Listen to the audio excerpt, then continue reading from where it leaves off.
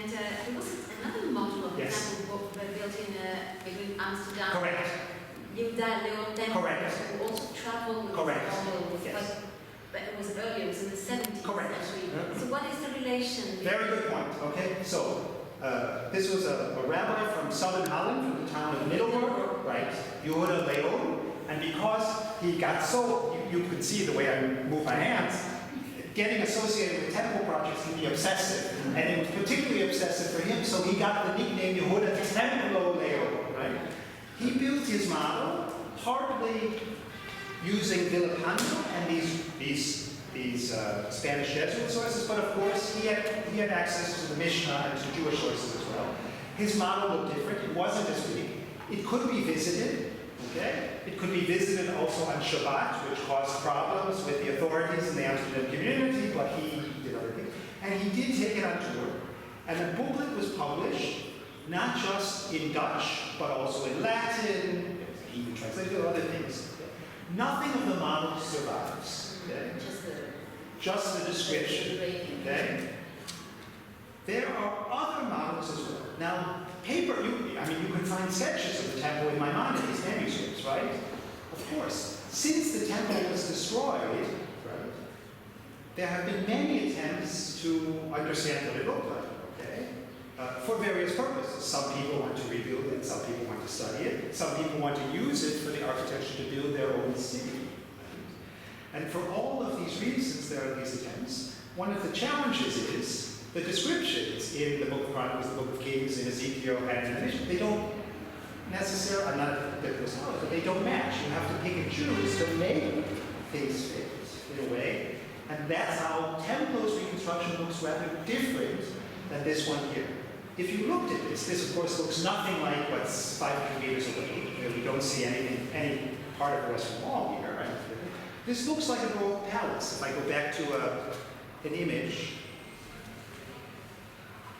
here we go. With a series of courtyards and the architecture that's there.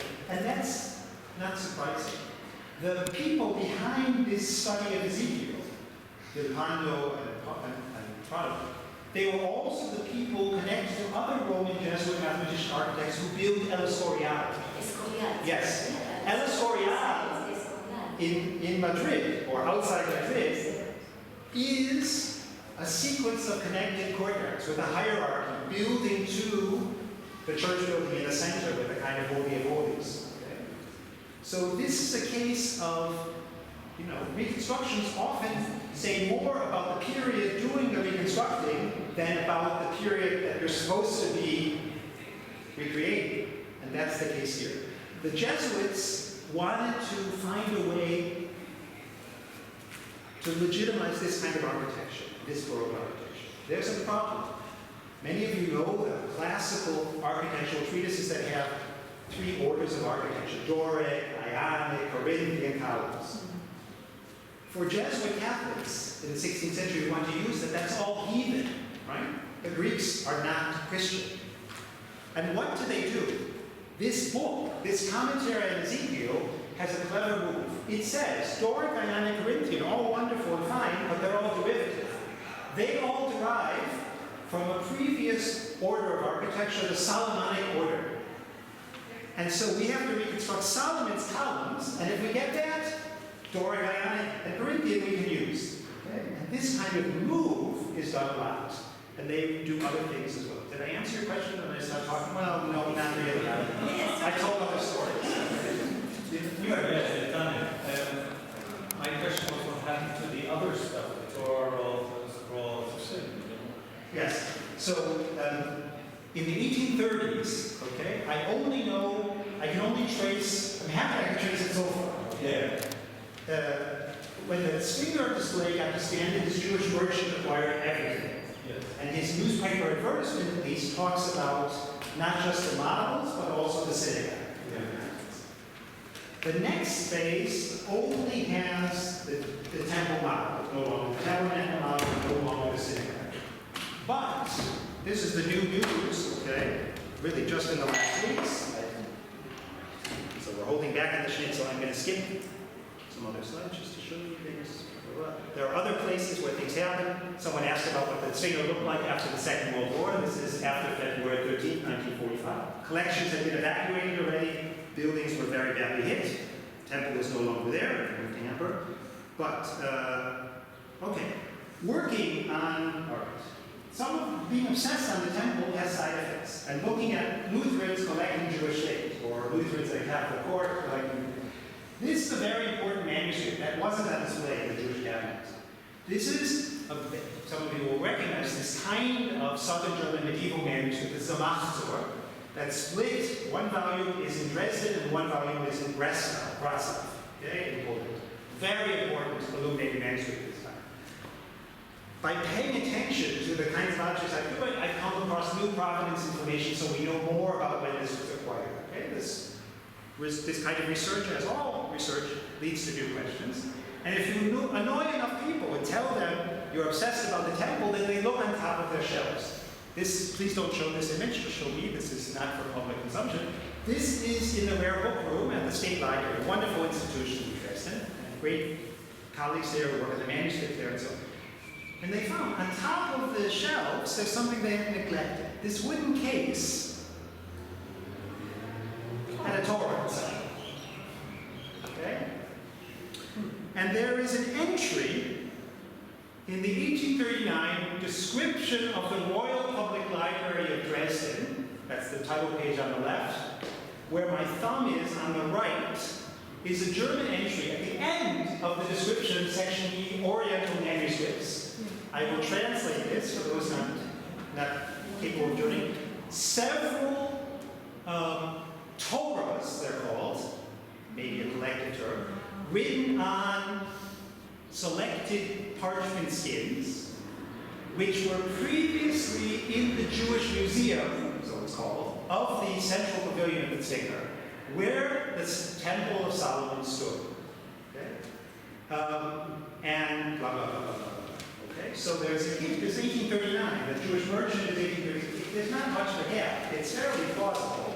So the question is, could this Torah be the Torah that was on display? Not a Torah that was used in the synagogue, it was a Torah that was moved all around Europe and was used for teaching and columnizing the Jews and things like that. Well, how do you identify a Torah? That's certainly beyond my session. Torahs are written, this is what I know, to be anonymous, right? The scribe has to practice so that his handwriting is not recognizable.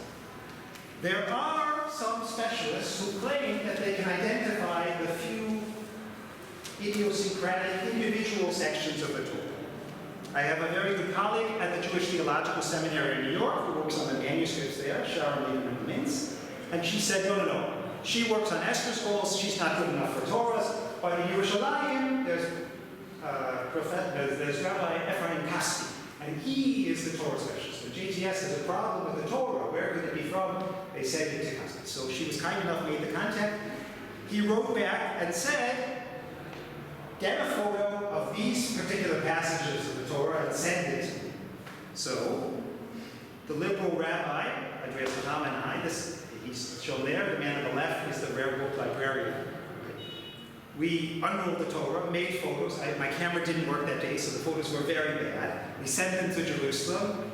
What was the first thing that Ephraim Kaspi wrote back? He said, they're bad photos. I'm supposed to work with them. I knew that, but I didn't charge my camera. Anyway. And he wrote back and said, could be. He said, looks like a Habsburg era Torah, probably early 19th century. We have to resolve, could Habsburg mean for him Central Europe more broadly? And could early 19th century mean 18th? We don't know that, okay? That's that. And just last week, I've been involved in this. Something else has shown up there. This is not a Torah, although it's a scrolls. It's a Haftorah, what's read after the Torah reading. There are some Haftorah scrolls. There are very few, I have heard from experts like William Gross in Tel Aviv, illuminated Haftorah scrolls that have special decorated letters. He has one in his collection. Specialists say there are 5 in the world, now there are 6.